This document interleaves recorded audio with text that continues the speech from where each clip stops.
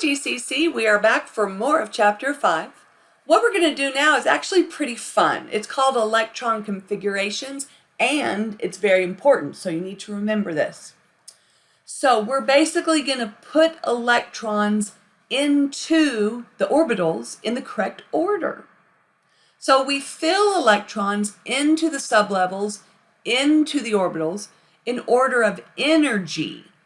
Not necessarily who's closest to the nucleus, but we want to be low in energy. Now you're low in energy if you're close to the nucleus and if you're a small sublevel, like the S is small. So where do you think we're going to fill in first? We want to be close to the nucleus and we want to be in a small sublevel. So yeah, that first S, we're going to go there first and put 2 electrons in there. So the first 2 electrons that we put in an atom go in the 1s. Where do we go next? Well, the 2s, right? We go to the 2s next and put 2 electrons in there. Then we go to the 2p and we can put 6 electrons in there. Then we go out to the 3s, put 2 electrons in the 3s. Then we go to the 3p and put 6 electrons in the 3p. And now here's where it gets a little weird. You might think we would fill in the 3D next, but D's are big. Remember, S's are little, and little is lower energy. So we're actually going to go out to the 4S, fill it up before we fill in the 3D. So the order in which we fill in the sublevels is 1S, 2S, 2P, 3S, 3P, 4S, then we go to 3D, and then it keeps going, but that's enough for us for now. We got to start somewhere, right? So that's good enough for Chem 130. And this is called electron configuration. It's basically putting the electrons into the orbitals, in the sublevels, in the levels of an atom. So I give you an element from the periodic table, so you'll need to look at your periodic table, and you have to figure out how many electrons there are in that atom. Now remember, for an atom, atoms are neutral, so the electrons, protons are the same. Electrons and protons are the same. And then we fill in those electrons until we run out of electrons. We're going to use superscripts to indicate how many electrons are in that orbital, in that sublevel. For example, in yellow, carbon.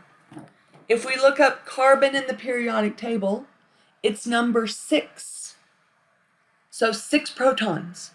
Now, because it's an atom, it also has 6 electrons. So we have 6 electrons to put into the atom. Where are they going to go? Well, 2 can go in the 1s. So we write 1s2. The next 2 can go in the 2s. So 2s2.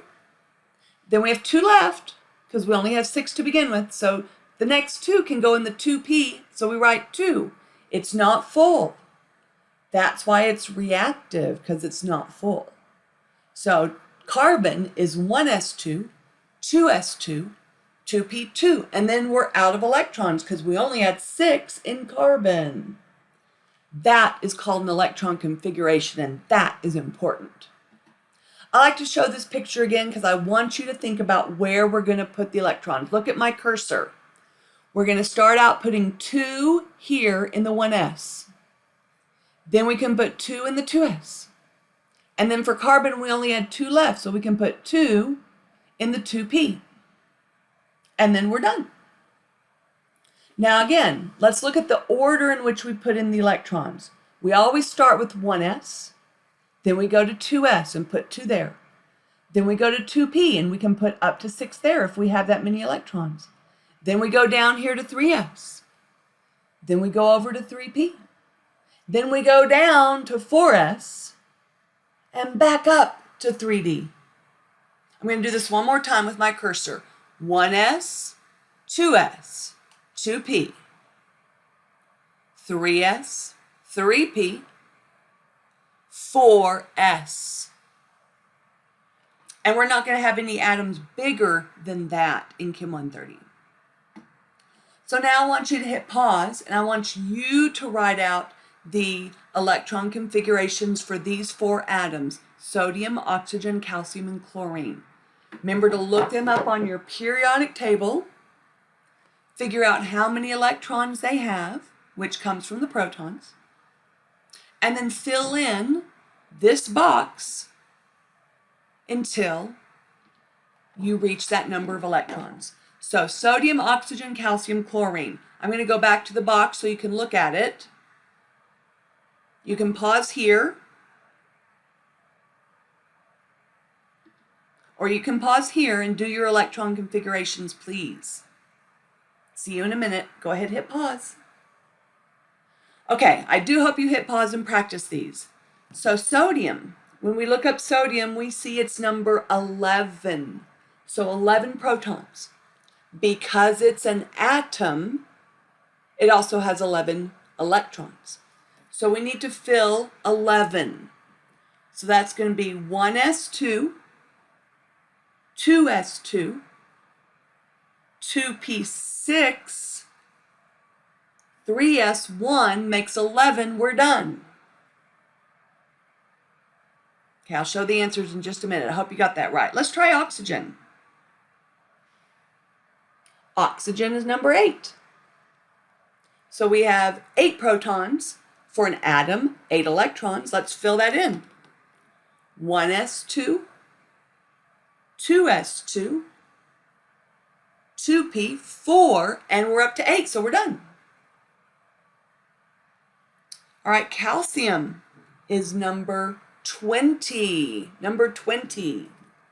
So the first 2 go in the 1s, so 1s2, 2s2, 2p6, 3s2, 3p6. Where do we go after 3p? 4s, yeah, 4s2, and we're done. That's calcium. Last one is chlorine. Chlorine is number 17. So we need to fill in 17 electrons. 1s2, 2s2, 2p6, 3s2, and that has 5 left. So 3p5. Here are your answers. You can pause to write those down in your notes. I hope you're taking notes. Again, these are electron configurations for atoms. We're just filling in the electrons. I hope you did well with those. This is very important. I want to draw your attention to the fact that the periodic table is arranged in order of SPDF, just real quick. Notice in blue, there are 2 columns because you can put 2 electrons in an S. Hydrogen and over here helium make up the 1s. And then lithium and beryllium is 2s, sodium, magnesium is 3s, K and Ca is 4s. We got 5s, 6s, and the bottom row is 7s. Now in yellow we have the P's because there's 1, 2, 3, 4, 5, 6. 6 across because there's 6 electrons in a P. And then in pink we have the D's. You can fit 10 electrons in a D, and it's 1, 2, 3, 4, 5, 6, 7, 8, 9, 10 across, the D's. And then finally the F has 7 orbitals, so 14 electrons. Let's look how far it is across. 1, 2, 3, 4, 5, 6, 7, 8, 9, 10, 11, 12, 13, 14 across. Cool. So the periodic table is an arrangement of blocks called the S, P, D, and F block. All right, we'll come back in another video. Let this sink in for now. Take a break. Catch you later.